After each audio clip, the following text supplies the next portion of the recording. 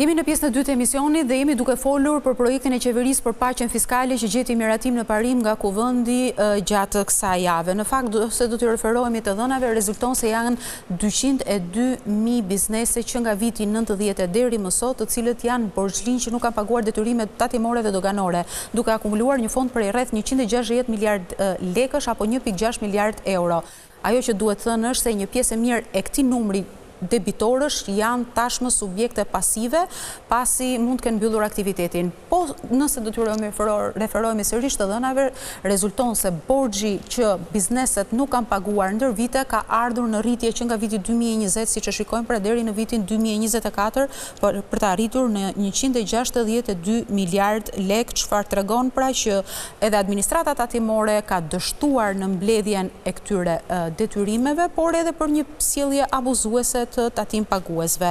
Por kush janë format se si mund të përfitohet nga paqja fiskale? 4 janë format që biznesi mund të përfitojë, duke fillimisht do të fshihen tërësisht ato detyrime të papaguara që janë më të vjetra se 10 vjet, ndërsa gjithë pjesa tjetër do të ketë një fshirje të kamatovonesave apo edhe gjoba edhe penaliteteve në varësi të pagesës në mënyrë të pjesshme të detyrimeve. Por kush do të përfitojë nga paqja fiskale dhe kush do të përjashtohet nga ky projekt ligj? Të gjitha ato biznese të cilët kanë një vendim të formës së prerë të gjykatës, të gjitha ato biznese që janë në proces gjyqësor, apo në ndjekje penale, nuk do të përfitojnë. Ndërkohë do të falet çdo detyrim i papaguar nga tatimet dhe doganat, ndërkohë nuk falen sigurimet shoqërore, sigurimet shëndetësore dhe taksat lokale. Ne do të flasim në këtë pjesë të dytë të emisionit me komunitetin e biznesit për të kuptuar më shumë se sa interesuar është biznesi lidhur me një nisëm të tillë, dhe i ftuari im i dytë është zoti Alban Zusi, përfaqësues dhe kryetari i shoqatës së eksportuesve. Përshëndetje Alban, faleminderit që na pozon. Alban, tashmë paqja fiskale e premtuar që në zgjedhjet e majit të këtij viti është zyrtare. U miratua në parlament në parim dhe presim që të gjejë miratimin nën për nën gjatë muajit dhjetor për të marrë formën finale.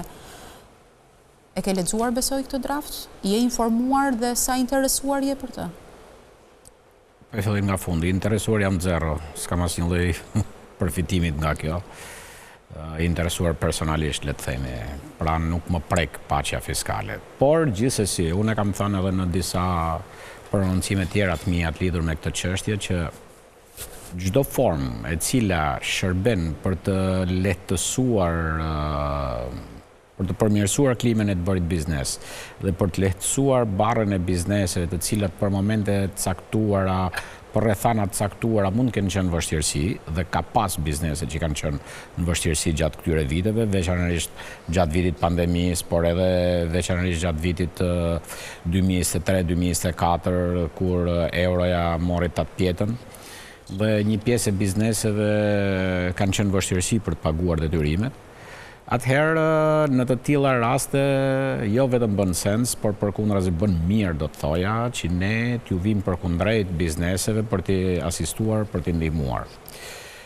Kemi 2 fasha. Kemi fashën e detyrimeve para 10 vitesh, e cila do të thoja më shumë se sa paqe fiskale është një pastrim llogarish, sepse edhe po t'jesh biznes privat dhe t'kesh një borxh 10 vjeçar diku, vështirë se mund ta mbledhësh, pra shanset për ta mbledhur janë pothuajse zero. Me këtë rast, okay, mbyllim edhe llogarit, janë ndoshta edhe kompani të mbyllura etj. Po e quajmë se do ketë përfitues, po përfitues shumë të lehtë. Ndërsa në këtë pjesën e 10 vjeçit të fundit, më pak se 10 vjet, pra 10 vjet të fundit, deri unë pres që në këtë kategori,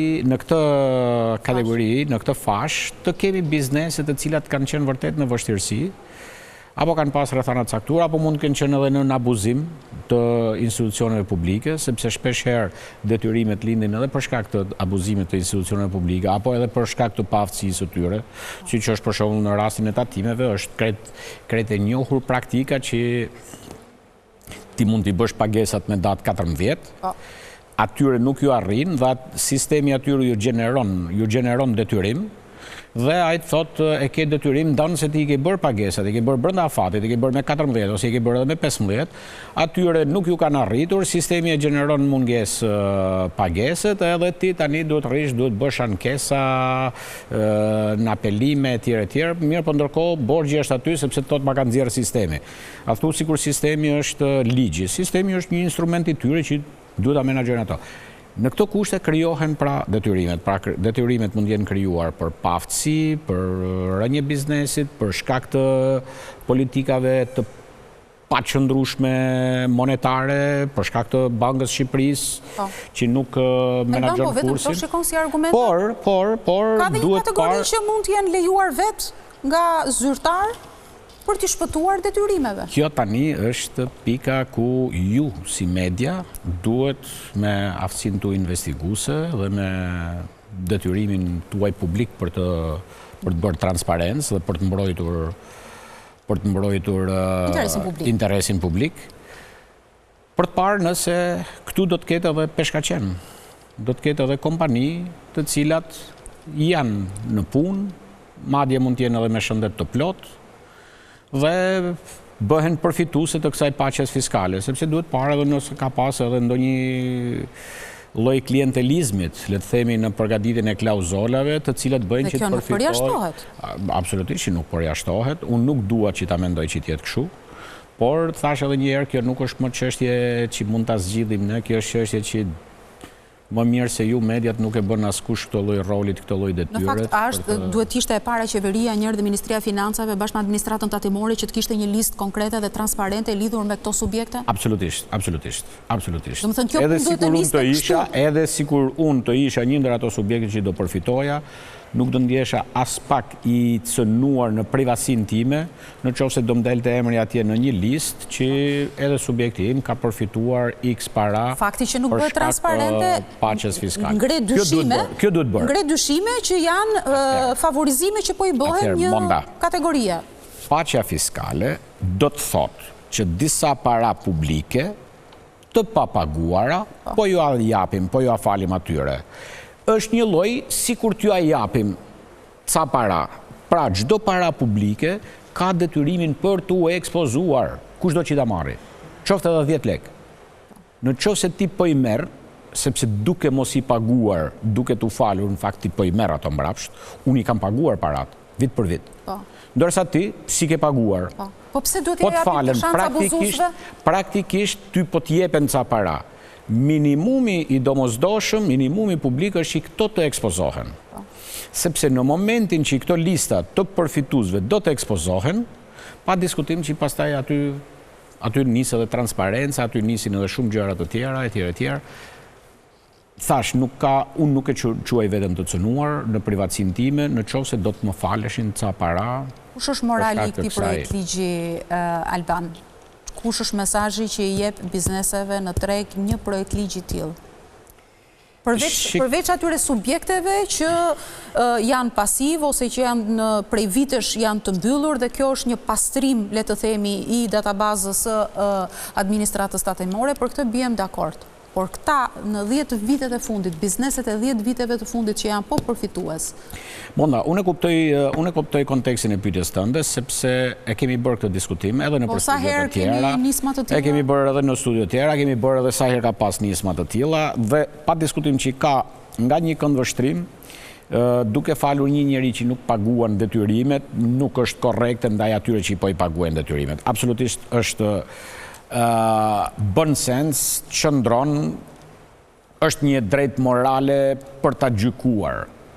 Por nga ana tjetër thash edhe një herë, unë dua ta shoh nga këndvështrimi tjetër. Unë dua ta shoh nga këndvështrimi i mundësisë që duhet t'i japim atyre që mund të kenë qenë vërtet në vështirësi. Në 2023 unë kam qenë në vështirësi dhe nuk kam paguar ndoshta detyrime për ca kohë. Kam marrë edhe penalitete. S'kisha mundësimi i pagu. Sepse rënja drastike e euros na ulin gjunjë. Dhe në qoftë se do më vinte, unë i kam paguar gjitha më vonë. Por në qoftë se do më vinte një paqe fiskale në atë moment, për mu do ishte bekim. Ka plot të tjerë të cilët Janë në këto kushte. Janë në këto lloj kushtesh. Atëherë, le t'ju japim një shans. Ka të tjerë thash që janë me gjoba me penalitete dhe mund t'jenë ndoshta edhe nëpër procese gjyqësore, sepse janë penalitete të vendosura në mënyrë abuziviste. Atëherë, pse të mos ja japim edhe këtyre shansin që ta heqin këto lloj detyrimi, të heqin edhe gjyqin, lehtësojmë edhe ca dosje atje në gjykat. Pra, le ta shohim edhe në këto lloj këndvështrimi. Duhet ta shoh në këndvështrimin pozitiv. Ndërsa është detyrim, bashkohem me ty, që kushdo që do të përfitoj, edhe ky që është në hall, apo ka pas hall, apo i kanë rënë qaf, edhe ky të publikohet, por të publikohet edhe ky tjetri, dhe pastaj fillojnë edhe sheshohen gjërat. Thash edhe një herë, parat të cilat falen janë para publike dhe gjithë secili prej nesh ka të drejt ta di se ku ju falen këto para, të cilat janë edhe parat e tua edhe parat e mia. Alban, kjo është shtylla e parë e paqes fiskale, që është shuarja e detyrimeve të prapambetura ndër vite.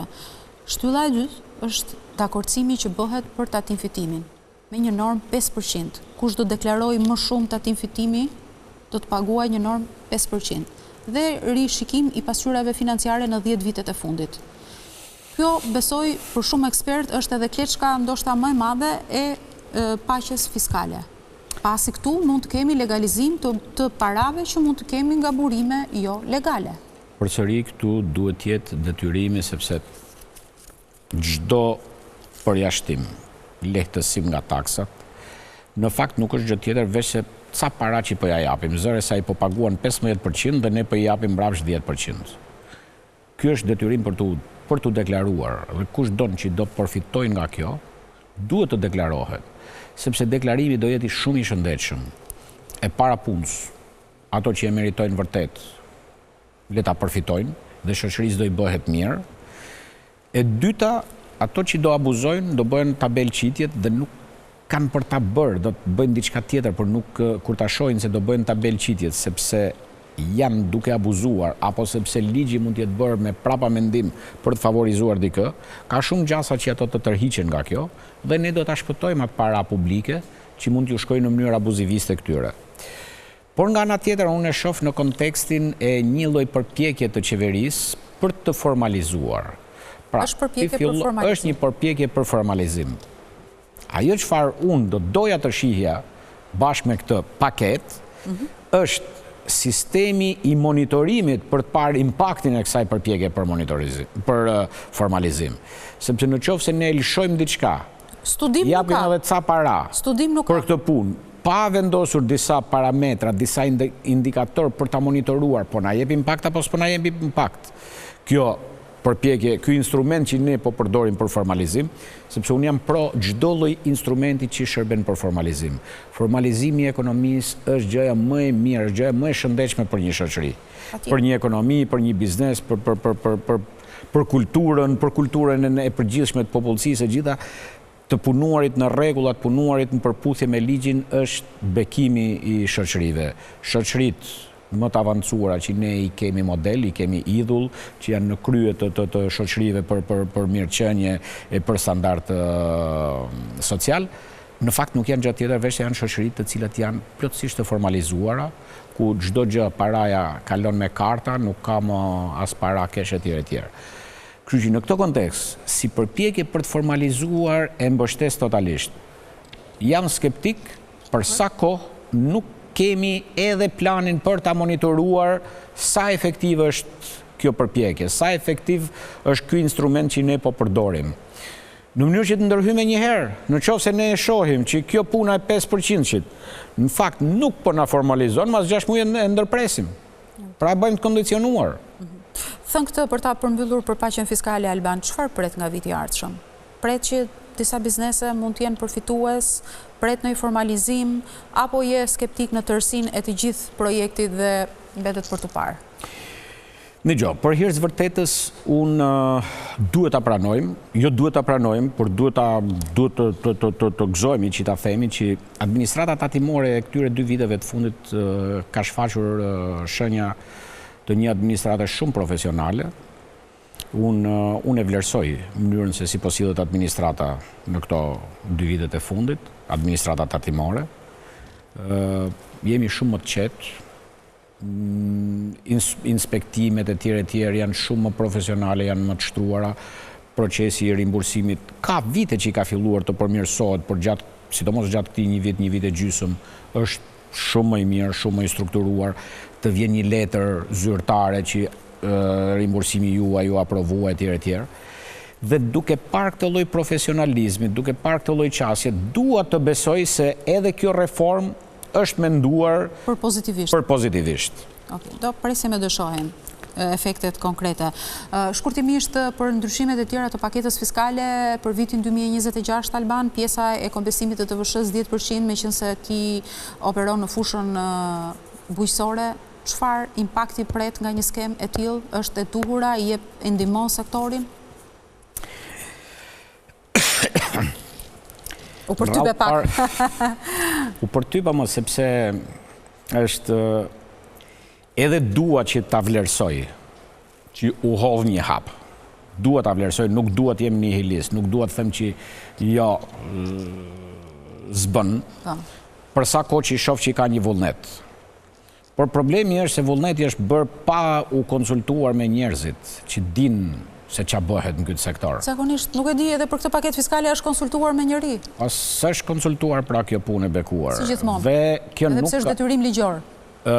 Dua shumë që të zgjidhet ky problem, kam qenë autori i zgjidhjes, ndjes që e them disa herë, por e them për të thënë se ky problem dikur është zgjidhur, pra e ka një zgjidhje. Pra është i zgjidhshëm si problem, por nuk është kjo zgjidhja. Nuk është kjo zgjidhja, sepse... Pra skema e kompensimit 10% nuk është zgjidhje për fermerin? Nuk është zgjidhje për fermerin. Sepse kush do e paguaj 10% tjetër? Produkti fermerit do shkoj dhe kur të shitet në finale, te konsumatori do shitet me 20% taks. Sa është TVSH-ja? Fermerit do japim 10%. Po këtë 10% tjetër, kush do e paguaj? Do e paguaj po konsumatori nuk e paguan dhe këtu dua që ta marrin vesh të gjithë, edhe ato pseudo ekspertët që asja kanë iden, sepse nuk kanë punuar kurrë, dhe jam shumë i revoltuar me to kur thojnë e pagun konsumatori final. Asgjë nuk pagun konsumatori final. Sepse në qoftë se 1 kilogram domate nga Maqedonia bën 1000 lek, dhe 1 kilogram domate nga Shqipëria do të bëj 1100 lek, sepse është ky 10% që duhet ta paguaj konsumatori në fund, konsumatori thjesht blen domaten 1000 lekëshe, nuk do blej domaten 1100 lekëshe. Ai domaten do ta blej 1000 lek në treg, si tjetë e Maqedonisë, si tjetë e Shqipërisë. Por në qoftë se është e Maqedonisë 1000 lek, tregtari nuk e paguan 20% sepse është TVSH atje. Ndërsa këtu 10% e diferencës duhet ta paguaj tregtari. Po tregtari për 10% punon. Atëherë nuk do ta blej fare produktin shqiptar. Ose me qëllim që fermeri të marri 10% e tij, duhet që 10% tjetër ta paguaj tregtari. Po ç'kuptim ka? Që tregtari ta blej mallin dhe në momentin që e ka bler është minus 10%. Ai minimalisht në momentin që e ka bler është 0-0 dhe synon me fitu. Por që ta blej një mall dhe në momentin që e ka bler është minus 10%, pra edhe kur të fitoj 10% tregtari është në 0, cili tregtar punon. Pra që kishit propozuar ju? Si duhet ishte skema? Ka disa zgjidhje. Shumë shkurt. Ka disa zgjidhje. Njëra zgjidhje është bëj edhe i herë barazoje. 20-20. Zgjidhja tjetër është bëje 5% TVSH në produkteve, sidomos produktet bazike, dhe në këtë rast i bie gjithë produktet e fermerit, me domate, me qumësht, me vezme, me mish, me këto produktet bazike, pra produkte e shportës. Po e lëm 5% dhe edhe t'ja kompensojmë fermerit atë 5%, se s'na gjeti asgjë, por për 5% nuk futet asnjëri në evazion fiskal. Për 10% fermeri do vazhdoj ta shesi përsëri pa faturë produktin, dhe në momentin që do jetë për eksport, nuk kanë për të pas në interes, jemi këtu ku jemi, dhe nuk shoh, sepse ne problemin kryesor e kemi tek shitjet brenda vendit. Shitjet brenda vendit ne na janë informalizuar totalisht, edhe na kanë rënë dhe i kemi hapur rrugë importit. Kështu që 10% nuk ka për ta zgjidhur. përsëri do vazhdoj të shitet informalisht dhe përsëri do vazhdoj të vi produkt nga importi. Po, detyrimin tjetër ligjor Alban që do të ketë çdo biznes një POS me detyrim nga viti 2026, si e shihni për pagesat elektronike? Pra përveç keshit duhet kenë patjetër një alternativë pagese të tillë? E di se shumë vetave nuk do ju vi mirë për këtë që do them unë, po unë e shoh pozitivisht. Si, prandaj kam thirrur të thonë unë e shoh pozitivisht sepse unë e shoh si një mënyrë për të formalizuar. Shkon në Holland, ti shef kesh me sy. Ke një kartë, me atë kartën shkon edhe hyp në tren, edhe hyp në autobus, edhe blen, edhe i bën gjitha ato gjërat. Dhe në këtë mënyrë ne fillojmë e formalizojmë. Le të jetë ajo aty, mundësisht me bot zero shitjen me para në dorë, do të vuajmë të gjithë nga pak në fillim, por do të shpëtojmë sepse do futemi në formalizim. Dhe do na hiqen. Formalizimi është i nevojshëm, po Albani e kundër keshit totalisht? Jam komplet kundra keshit. Sepse dëshiron ta lësh jetën tënde në varësi të sistemeve dhe të teknologjisë e cila her pas here ka handikapet e veta? Ky është diskutim filozofik, pastaj duhet me thirrë Elon Muskun për me shtjellu më tej këtë punë. Absolutisht që ato janë rreziqe, por tani ne kemi shoqëri shumë të avancuara të cilët po funksionojnë pa parandor dhe janë shoqëri shumë të shëndetshme, shumë të gëzuara, shumë të lumtura, po progresojnë. Pse të mos progresojmë edhe ne? Sepse në këtë mënyrë ne do të heqim nga tregu ato njerëz që s'po na lënë të ecim përpara, të cilët përmes kësaj ekonomisë informale nuk lënë të rriten edhe këto që i kanë ide, që i kanë vullnet, që duan të bëjnë gjëra të mira. Alban, faleminderit që ishe në Ekozon. Faleminderit juve. Nderuar miq, kemi sërish një shkëputje publicitare dhe do rikthehemi në pjesën e tretë dhe do të ndryshojmë tërësisht temë vetëm pas pak.